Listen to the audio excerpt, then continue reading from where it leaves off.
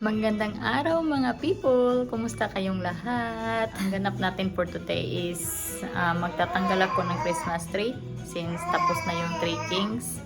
And then, mga gawain dito sa bahay. And si baby girl andito lang, nakaupo. Nood ng The Wiggles. And hello baby! Uy! Say hello mga people! Eh, seryoso sa pinapanood niya. Oh! Si Dorothy at saka si Henry. Ha? Say hello. Hello. Hello, kumusta kayo lahat? Andyan lang siya. Upo-upo. Minsan natutumbayan siya pero hindi naman yan siya naiyak pag natumba since carpet naman to at saka may nilagay akong blanket din.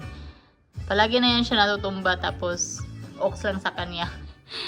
Dumadapa lang siya after or yun tumitihaya tapos pinapaupo ko naman ulit.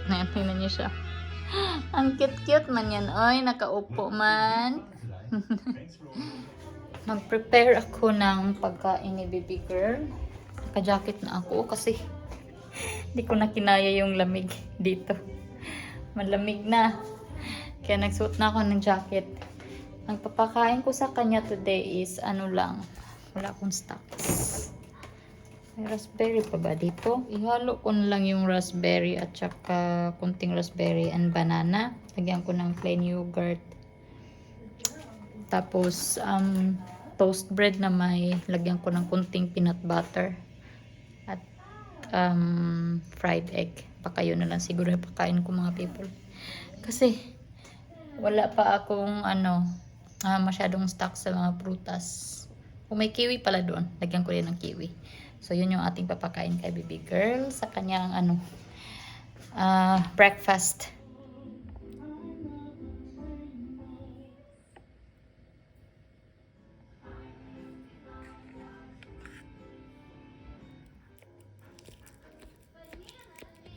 Ginagawa ko dito is minamash ko lang siya. Strawberry at raspberry at saka banana. Pag strawberry, hindi kayang teaspoon lang, kailangan yung talaga ito. Yan. Dinidikdik ko dyan kasi mas matigas yung strawberry, di ba? Lalo na pag hindi pa siya masyadong hinog talaga.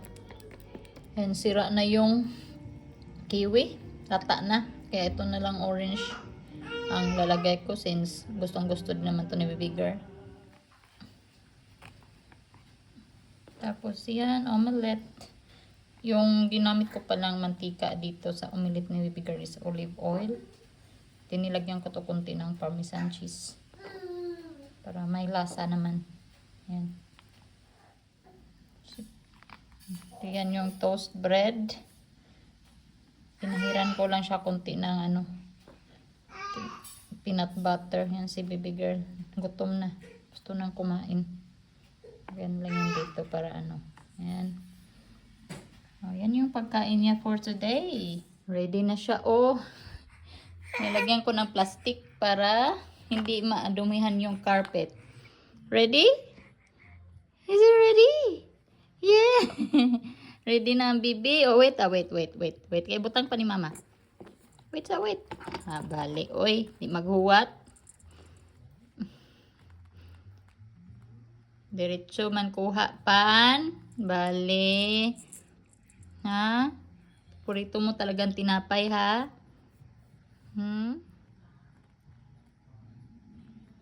Sarap malab, sarap. Yummy. Kada start niya ng kain, tinapay talaga yung unan niyang pinupulot. Masarap yung peanut butter, bibi. Masarap. Ha? Sarap sarap. Breakfast ni mami, tinapay din. Cheers tayo. Cheers. Na may peanut butter. Cheers. Yan si baby girl. Hayaan ko lang siyang kumain dyan habang ako dito sa may counter mag-prepare ng lunch kasi nag-request si Dina 12:20 daw siya kakain. Kaya yan, kailangan na mag-prepare since 11:10 na dito. Diyan ko lang siya dyan kumain. Tapos tingnan ko lang din siya. Sarap na sarap siya sa peanut butter at saka yung toast bread. Tapos na akong kumain mga people. Nagreklamo na siya. Tinulungan ko siyang dito sa yogurt. Pakuha na. At saka yung sa orange. Yung ngat-ngat niya. Oh, tapon. Ilang natira sa toast bread? Isa at kalahati. Tapos na ikaw, di ba? Akala ko ba tapos ka na? Ayan. Ano ko? Tara na. Magano na tayo. Magbanlaw. Tingnan yung kamay mo, oh. Oh, tingnan mo kamay mo, oh. Mukha. Hindi masyadong madumi yung mukha. Yung kamay lang. Bali. Pero ito, yan. Sticky na naman. Linis na naman. Linis na naman, mama. Yan. Tapos na ikaw, di ba? Humirit pa eh.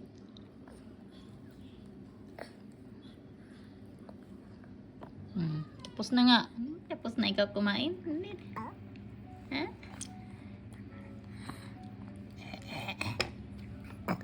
Wait. Precious. Ano open? Aray? Dili lagi mag-bite-bite. Last one dali.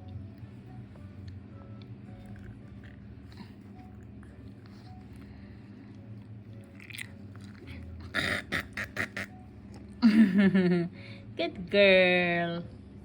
Dan. Malinis na mukha ko. Na. Tapos na, hilamos. Ha? Malinis na mukha mo? Lapit na din maluto yung aming ulam. Yan, chicken wings.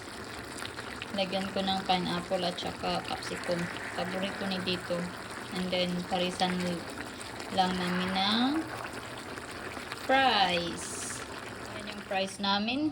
Ready na siya. Yung chicken na lang yung naantay. And si baby girl, dito ko na siya nilagay kasama ko. Yan oh, nadumihan naman yung mo oh. High chair. Lagay ko siya kasi hindi ko siya pwedeng pahigain since kakain lang niya. Kaya yan, dito sa kusina. Ha? Sama ka rin sa kusina? Ganito talaga pag nanay. Yung bulilit, kasama kahit saan. Kakagising lang ni baby girl. And yan, binigay ko sa kanya yung kalahati ng orange kanina para pang snacks niya. Halatang hindi paborito yung orange siya. Sige, ngat-ngat. Ngat-ngat pa more. Wala na. Grabe pag nakangat-ngat. Na, sige. Sarap, bebe. Masarap. Sarap na sarap eh. Enjoy na enjoy siya sa orange slices. Tingnan yung mga people. Ubos. Ngat-ngat talaga lahat. Ito lang yung parang may laman. Ito wala, ubos. Uy! Wala kaya. Tara. Hugas na tayo ng kamay, ha? Natulog si baby girl. Kaya gawin ko na yung pagbabaklas ng Christmas tree habang tulog pa siya. Kasi mamaya, pag nagising yun, wala. Hindi ako makapag-concentrate magtanggal ng Christmas tree. Maabutan na naman ako nito ng siyam-siyam. Baka abutan pa to ng next year. Inaano na nga ako ni Dave na wag na daw tanggalin next year. Kaya tanggalin ko ng mga people. Wala pa akong makitang lagayan sa mga Christmas balls at saka ibang abubot. So, sa plastic bag ko na lang muna ilagay for now. And then, maghanap na lang ako ng parang box or Tupperware na pwedeng malagyan ko. Oh, let's go guys. Next Christmas na naman. Mabilis lang naman yung araw, no? Ilang months na lang din at yan. Hindi natin mamalayan. Pasko na naman ulit. Hindi natin alam, tumatanda na tayo mga people. Excited tayo sa Christmas palagi. Tapos, hindi natin napansin na yung edad din natin. Tumatanda na. Kasi Java ng kaano na gugulo. Diba?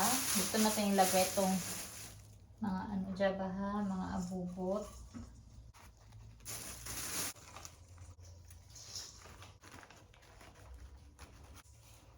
Ang kagandahan ng decoration na to is yan, oh. Clip lang siya, kaya mabilis lang siya tanggalin.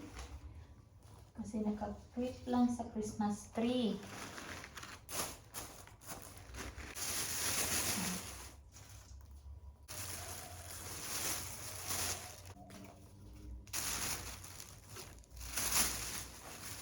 Segregate ko na siya.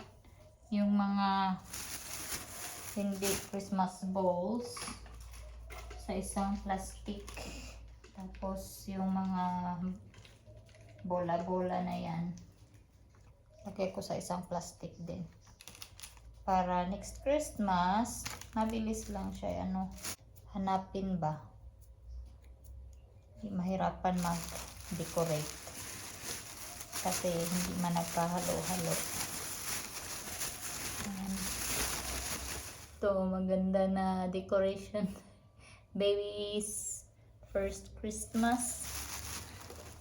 Wala akong picture wala akong pictorial ni baby girl dito sa Christmas tree namin. Iwan ko pa. Nawala sa isip ko talaga. As in, wala. First Christmas pa naman ni baby girl. Tapos, may picture ako sa kanya pero hindi talaga yung pictorial na ano. Bali, pinicturean ko lang siya nung dito siya banda sa may Christmas tree. What to do?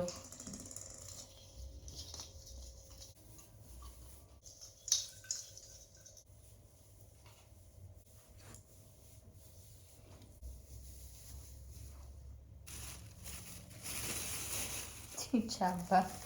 Curious. Alis malak. Alam ko na yung mga bilog-bilog at saka iba pang abubot.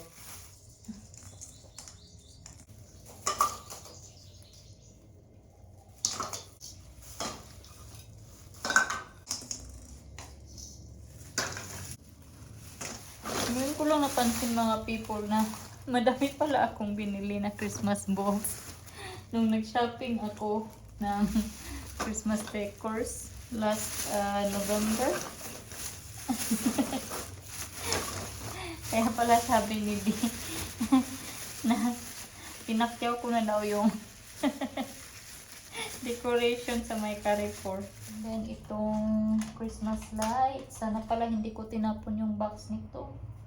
Tinapon ko yung box lang ng Christmas tree yung iniwan ko.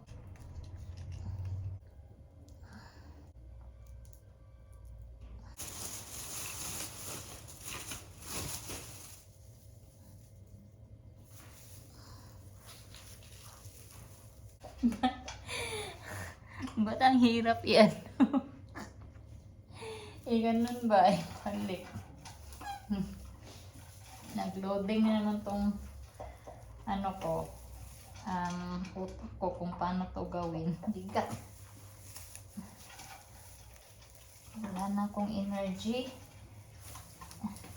Exercise na ba ako ulit mga people? Kasi grabe oh. Tumaba.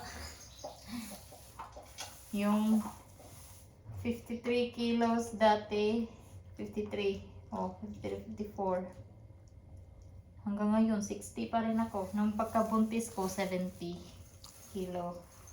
69 almost 70. Tapos nabawasan na 9 kilos lang. Hanggang ngayon stuck sa 60 after 7 months postpartum. Hindi kasi nag-exercise. Ay nako. mag-start na siguro ako may exercise kasi kaya naman na yung lang, light lang. Kasi pag masyadong mabigat, masyado akong sa gawaing bahay ba, napagod sa gawaing bahay, kirot yung aking tahi. Kaya light lang talaga. Slowly. Nandito pala yung lagayan ng light. Sakala ko tinapon ko. May ako na i-arrange dito. Ayan. Nilagay ko pala dito sa loob ng box.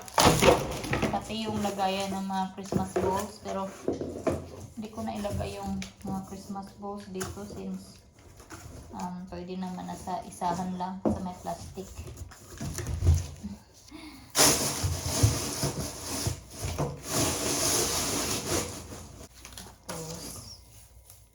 Siguro isa. Masira pa to. Ito talaga mahirap na yung marunong ka magtanggal ba. Tapos hindi ka na marunong magbalik. Mahirap naman talaga ibalik sa yung original talaga na fit. Hindi na siya mag-fit mga people. Kailangan ko siyang i-push. Baka masira pa yung ibang ibang leaves niya. Bahala na siya. At least natanggal ko na yung Christmas tree namin at saka mabalik ko na yung money plant na originally dito nakalagay. Sabihin ni Day, sa wakas natanggal mo na rin.